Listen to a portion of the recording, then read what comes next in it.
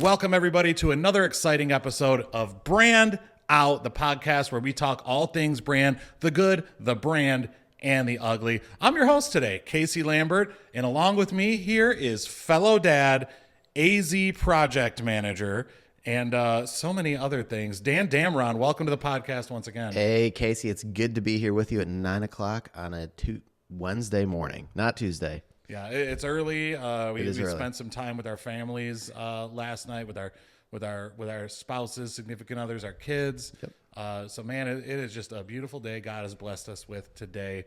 And Dan, I am so excited. I handpicked you for this episode. I've always wanted to be picked for a team, so there you go. And you were the number one and only draft pick for this episode. So obviously the reason I picked Dan is because aside to being a fellow girl dad, Dan is a fan of many of the brands that we're going to talk about today and how those brands kind of grew up with us, from rebellious teenagers into, family loving, emotionally intelligent dads. So Dan, we're excited to have you around for the ride today. Excited to be here, man. Let's dive in. So when we talk about dad brands today, it's a little bit different than the dad brands when we were growing up. When we were growing up, our quote unquote dad brands were all about work. Mm-hmm. It was Carhartt, all about work. Red Wing boots, all about work.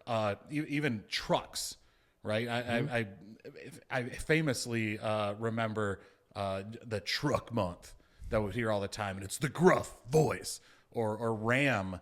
Who famously used Sam Elliott, Guts, Glory, Ram on that. What are some of the things and brands that you saw when you were younger and in your formative years, and kind of what was your thought about how they were marketing to fathers? Yeah, I mean, I think about Stanley, which has taken a huge turn in recent years as they started marketing towards females. But I remember my dad had the big old green Stanley thermos, the travel thermos. Yeah, just pouring it in the lid and, shotgunning it down in the car. We're still not sure what were in our dad's Stanley thermoses. No, it's true. I think about Wrangler jeans. Oh, I'm actually wearing Wrangler right now. That's the funny part. Look at you. Yeah. So yeah, those are. I mean, a lot of those you listed. I think about the Chevy Locker Rock. Oh yeah, that's great. And I mean, buy me a Ford truck and drive it up and down the road.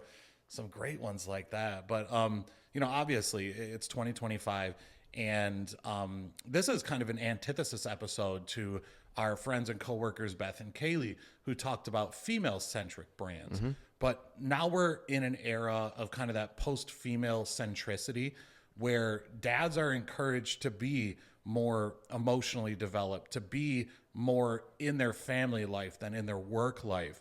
I read a statistic that of the silent and baby boomer generation, only 15% of dads had ever changed diapers. Yep. Dan, can you count how many diapers you've changed as a dad? Like today? Yeah, today. Yeah, exactly. Yeah. So, obviously men are developing, which brings us to our first kind of sects of brands here that we're talking about. And those are brands that, like I said, we grew up in our rebellious side. And those brands are now growing up with us. Some of those are like Vans, for example, or Champion. What do you see now in the Vans brand that speaks to you more as the man you are now than the punk rock skateboarding self that you were back in the day? So I think that the thing that has really worked with these brands is that they've grown with their followers. So I think about just the diversification of Vans, like, they've got the ultra range shoes now that are more of like a outdoorsy kind of adventure thing. But I also think about, like, dude, for my wife, like, they've got the platform old schools, and like, so I think they've just done a really good job of staying true to their identity, right? I've got my skate highs on here from the 1970s. Oh, yeah, get a zoom on those. These aren't from the 1970s, but that's when the skate highs came out. So yeah, so I think the thing that did it well is they maintained that kind of core original product that they had while also diversifying into, I need arch support now. I'm getting old. Right. So would you say they're more or less they're moving their classic style look, which used to be very important to us, into more of a functional product. Yeah, you can have both, right? So that they still have the traditional mainstays. They were faithful to that original fan base, but they've also started, and like even more into a lifestyle brand. Like I think about how many Vans t-shirts I have and shorts and those sorts of things. Oh yeah, and I can totally relate. I was never, a sneakerhead or anything growing up. A lot of kids had Nikes. I didn't. We were poor, but now, I'm in dress clothes all the time, and dress shoes usually always hurt my feet, but that was traditionally, what dad wore. That was what you're supposed to. And now I have Jordans that go with every one of my suits because they're comfortable and I can be on my feet for 10 hours playing a gig in a suit and come home and not have to, pull out the old school Blackstone foot massager thing. Yeah. So I like that. I got the key question here for me, and I want to get your take on this, is how can brands transition, from, back that up, take two on that. So Dan, what I want to get from you, the key question here is, how do brands transition themselves from like the cool brand to like the minivan adjacent brand? Like, how do they do that?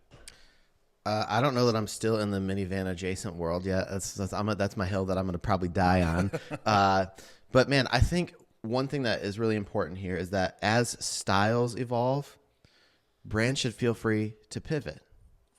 So again, like with Vans, they still have their old schools. They still have the skate highs. They still have those foundational core models. But then like, again, they're starting to pivot to some more modern styles and some shoes that fit more practical application, right? We're in the age right now of van life, yes.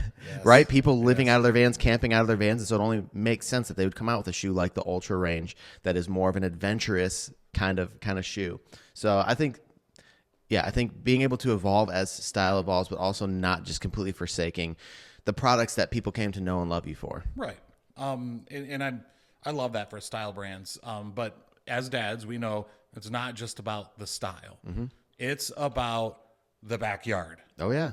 And one of the things that is just absolutely synonymous with male culture, and this has been this way since post-World War II in the 50s. Everything we see from, TV shows in the 60s and the 70s on up to 80s, 90s today, there's some semblance of the backyard being the man sanctuary.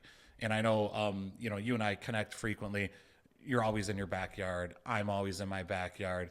There's things that are important to us, like mowing our lawn or grilling out or having a fire.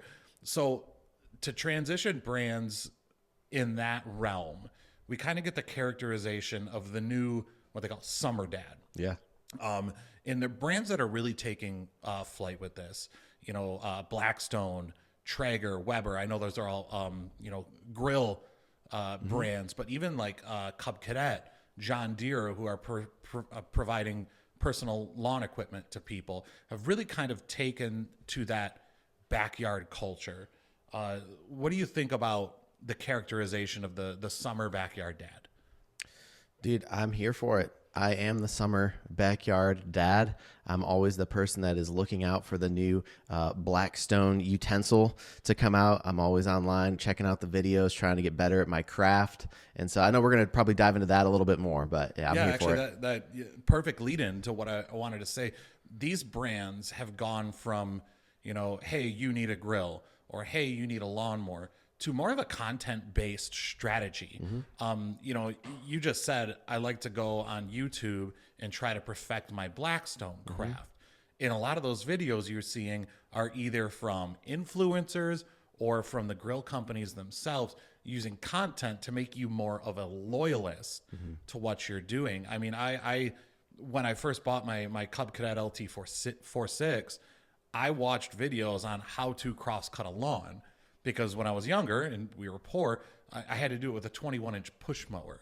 And at that point, it was just get the job done. It wasn't the enjoyment of mowing your lawn. Courtney knows, right? When I'm mowing the lawn, you leave me alone. Because that's my man time right there. So, I mean, other than grilling content, what are some other content pieces that have really kind of resonated with you in that backyard dad phase of your life? I mean, I think a big part of it for me, really, I'm a pretty simple person. So I think it is just the grilling side of things. But again, I love, I guess, the way that Blackstone has gone about it, where it's like, they're not trying to sell you with sleek ads.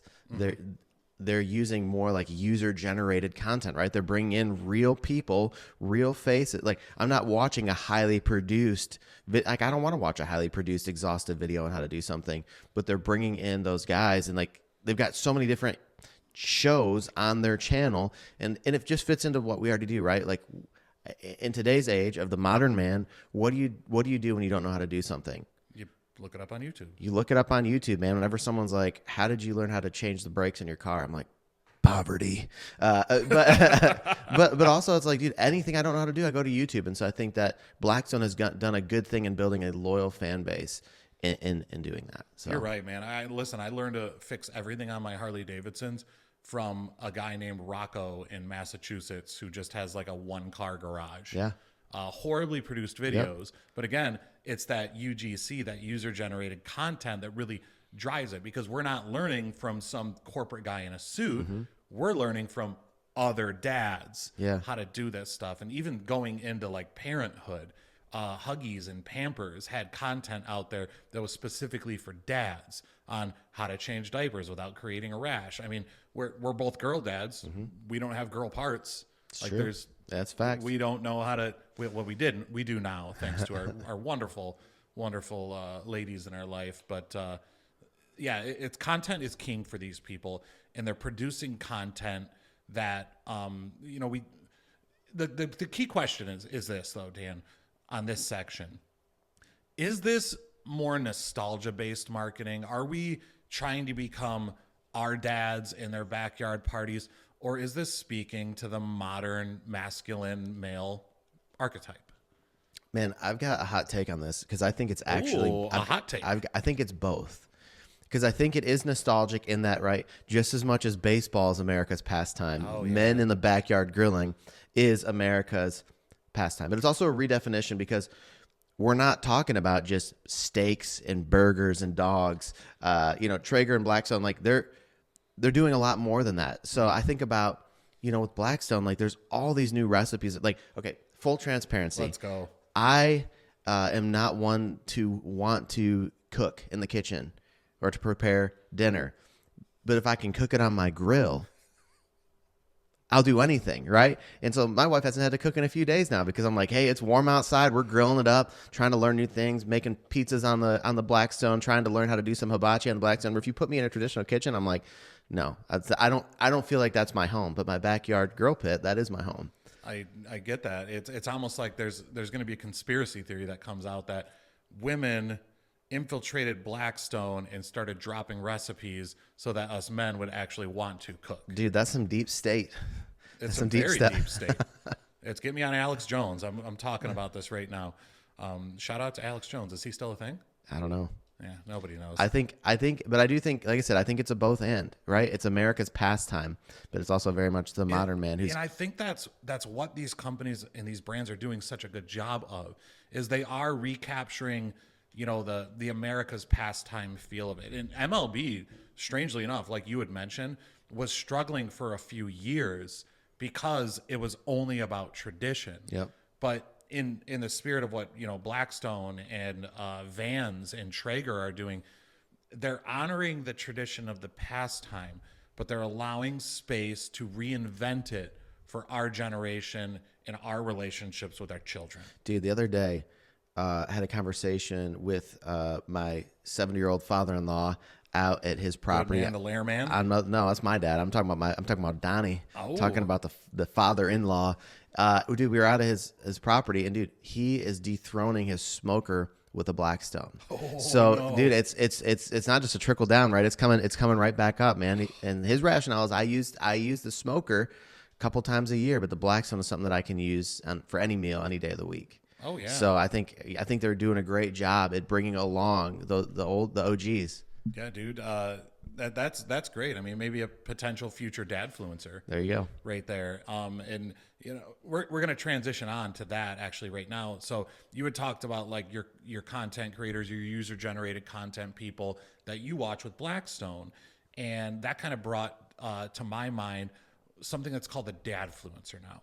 So we all know, we can speak till we're blue in the face about how influencers are representing a large sect of marketing right now, with platforms like Instagram and TikTok and YouTube now becoming actual paid jobs for people. We knew it wasn't going to be makeup girls all along. When companies see dollar signs, there's opportunity there. And that's kind of led to the rise of something that we refer to as the dadfluencer.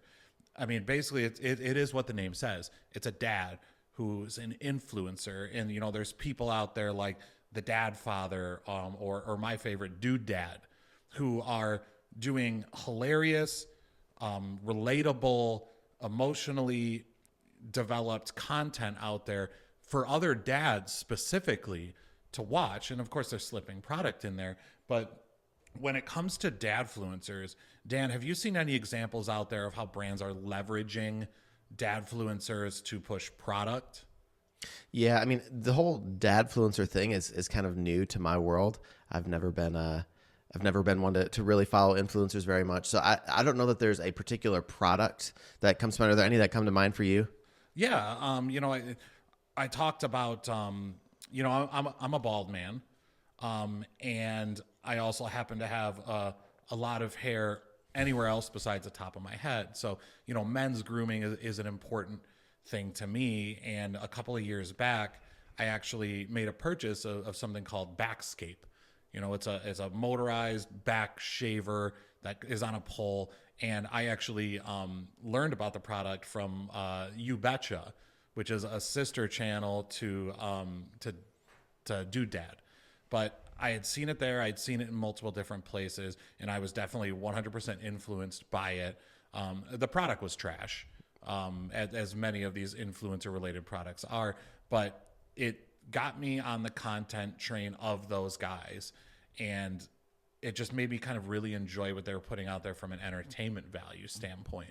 So I think dadfluencers are maybe in a rookie phase of where they are now, and that's not why we're not seeing like a ton of them. But I also think as we get the current young male influencers to start families, we're going to see them transition into more of that dadfluencer style. So actually, now that I think about it, while I don't follow any particular dad influencers, I do follow a lot of podcasters who have kind of become dadfluencers. And so like one product, just to kind of go back, that I thought of was Dr. Squatch. Yes.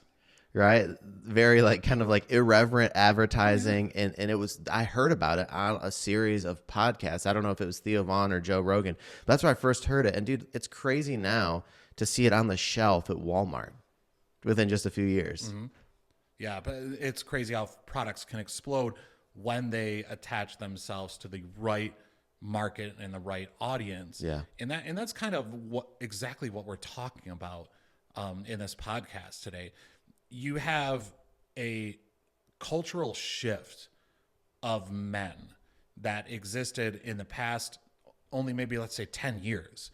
We went from this strong, masculine Tim Allen and home improvement type man who's constantly out in his garage tinkering on something and would rather go, watch a sports game with his friends than hang out with his daughters, into what we are now, where we want to only work our shifts, go home to our families, spend time, build memories, and just be the family man that maybe, our dads didn't have the ability to do, or they tried their best to do, but were constantly pulled back to work 15 hours of overtime this week.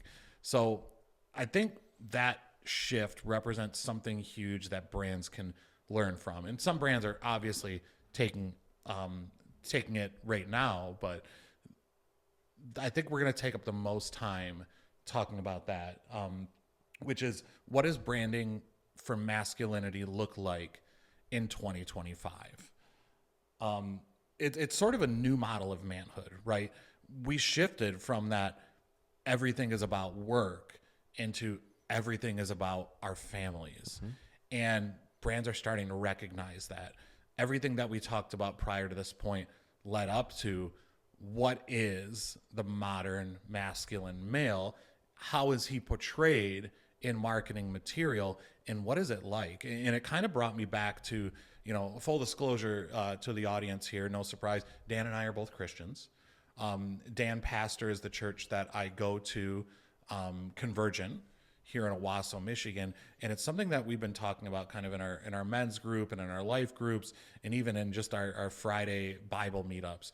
And that's, how do you best represent that Christianity in your own life? Mm-hmm. And it really started to build a parallel to me into how we're looking at modern men, right? So Dan, what are the parallels that you might see in the modern Christian male and the modern masculine male? I think there's a lot of similarities, right? In that it's kind of family forward, right? We're trying to, we're not making work our God over everything else, mm-hmm. but we're prioritizing the things that God has entrusted to our care, the things that we actually can take with us into the next life. Guess what? My job, as much as I love being here at AZEE, it's not going with me to eternity.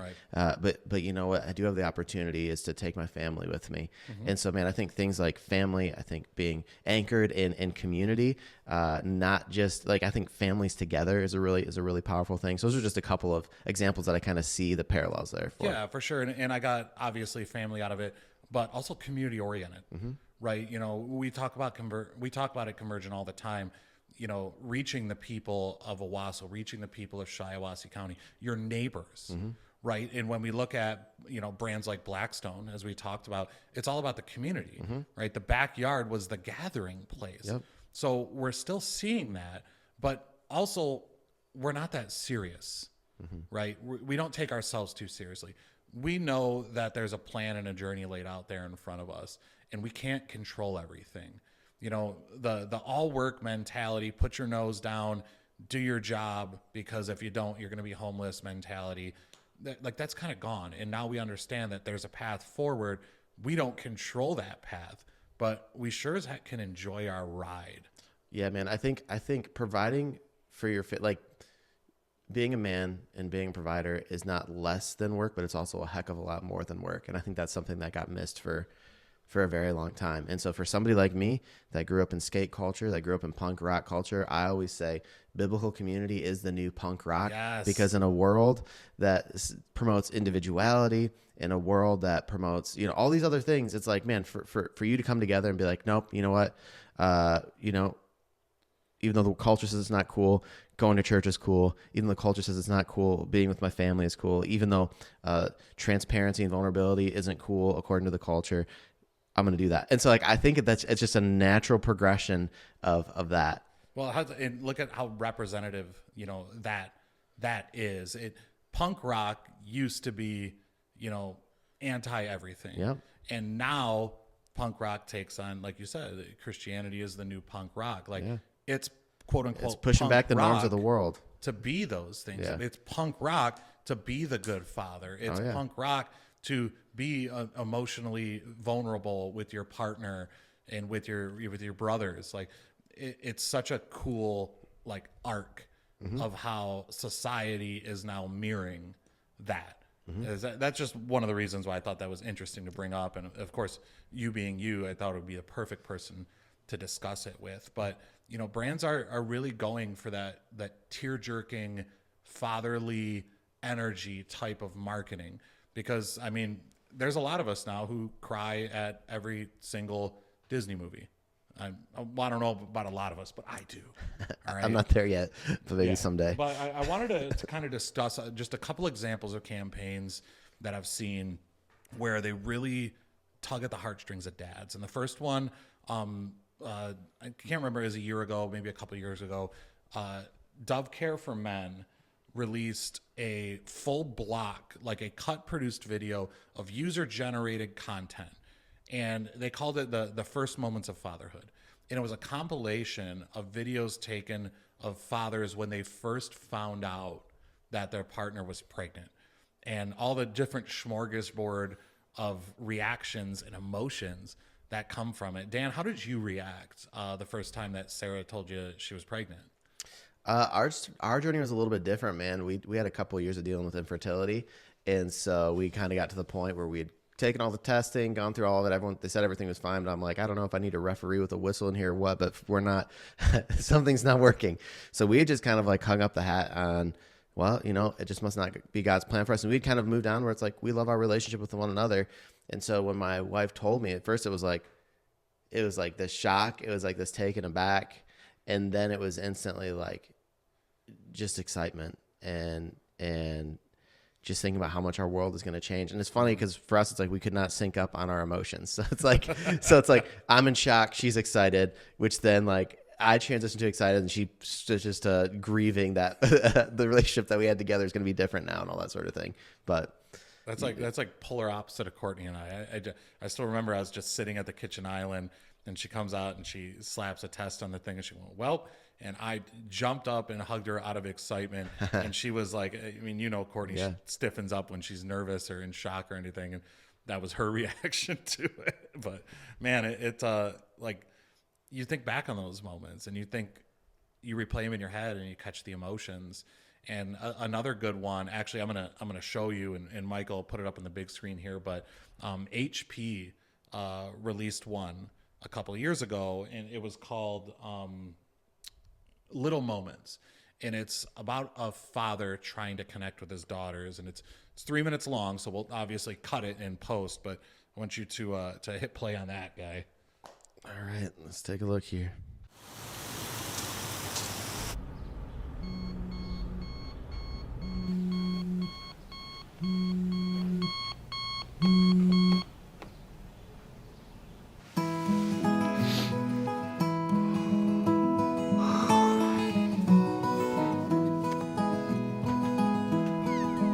In the chilly hours and minutes of uncertainty, I wanna be in the warm hold of your love and mine. To feel you all around me, to take your hand along the sand, but I may as well try and catch the wind. You look amazing. Oh my god, I have to do this. Oh my god. Please. Got it. Alright.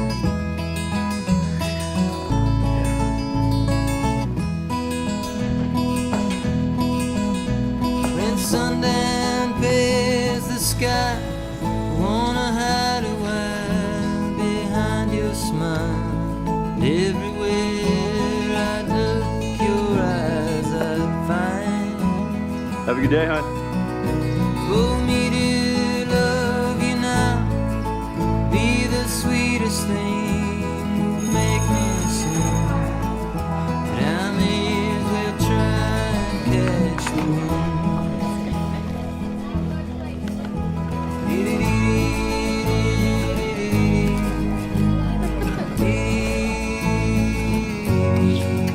Hey, guys. See ya.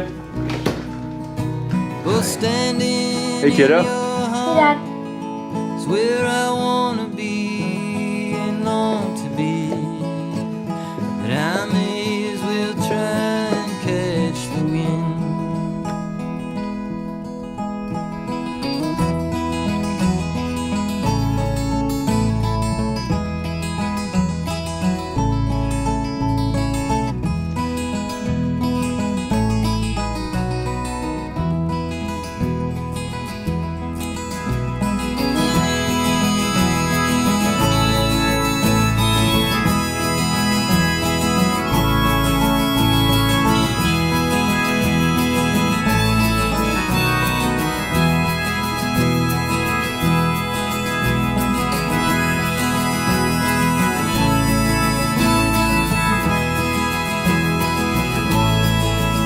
But I may as well try and catch the wind.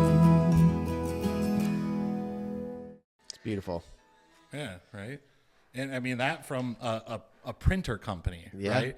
I admit I got well, first time I saw that I bawled my eyes out, and I got misty eyed just kind of watching you watch that, as girl dads, and I don't think we struggle to connect with our daughters, but it just kind of gives you the insight into dads who might. struggle. But, you know, that it just kind of ties it all together. We're a different kind of male and we're a different kind of masculine than our fathers. And we're going to raise our children to be different than us in this kind of emotionally developed world. You know, that's where I'm at with it. I'm at a loss for words. Yeah, no, I think it's the picture is of true masculinity is it's tough and it's tender. Yeah. Right. It's tough to the outside world. Right. We're called to protect, but it's tender to the ones entrusted to our care. So I can't help but drop this. Right. You got Jesus, who's referred to as what? The Lion of Judah and the Lamb of God. And so you have the toughness and you have the tenderness. And so really, I think that this is the fullest expression of true manhood. That's beautiful, man. Thank you for that. I'm a little still choked up from this, but before we wrap that up, let's take it from our tender to our dad bro with a little game. Let's go. That we like to call. I like games. Yes.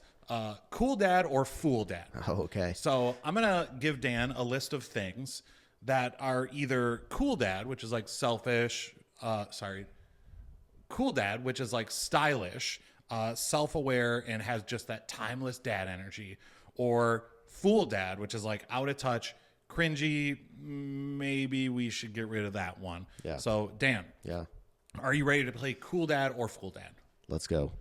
All right. First thing, lawn mowing shoes. Oh, cool dad for sure. That's what I'm talking about. Wearing your kids' school merch to Target. Dude, cool dad. Love it. Khaki cargo shorts. Fool dad. Oh, okay. All Time to right. go. Dad jokes in your LinkedIn posts. Fool dad. Okay. Weekend grilling setups. Cool dad. Okay. Nike Air Monarchs. Cool dad. Oh, yeah. Let's go. Tool wall pegboards. Always cool dad. Always cool. Using a leaf blower for things that you shouldn't use a leaf blower for. Cool dad. Okay. It's the new duct tape. All right. I got two more. TikToks that start with back in my day. Cool dad. Okay. I'm adding one in here. TikTok makes it fool dad for me, but I like the All premise. right. How about Instagram reels that start with I was born in the late 1900s? I'm going to go fool dad. Okay. It's what a fool believes, as Michael McDonald would say. And last but not least, fantasy football leagues that are named after your kids. Fool dad. Yeah, I'm going to go fool dad on that. I usually name them after nostalgic Lions things like the Wayne Fonts experience. So yeah, man, thanks for playing that. Thanks for being here with me today as a fellow girl dad. Let's go ahead and wrap this thing up. So, you know, we talked all today about the new wave of dad brands and how they're not just targeting dads, but in essence, they're kind of rebranding masculinity in this post-female centric world. So, Dan, what are your final thoughts on dad brands? So, man, I would say I think one thing that dad brands have done really well is that they've identified a real problem, but that they've hit it from an angle of satire and sarcasm. Right? I think about even we were talking about those dadfluencer videos or whatever. Again, it was a new term to me. I looked up some of them, but it's like, oh man, they're hitting real things that guys are dealing with, but they're putting a funny spin on it. So I think about the one I saw last night. I think it was Dude Dad. He had said, everyone's like, talking about how like the hardest thing is going to be, having a baby. And he's like, having a baby is a lot like keeping a plant alive in the older. And I'm like, I relate. Like I've got a kid that's almost 2 years old now, man. It keeps getting harder because she keeps getting crazier, and I'm here for it, and I love it. But it's Cool, man. Yeah, and it's likewise over here. It's beautiful. It's beautiful to see other dads sharing in this experience with myself. So it's nice to see that like audience represented in marketing. So yeah, that's a wrap.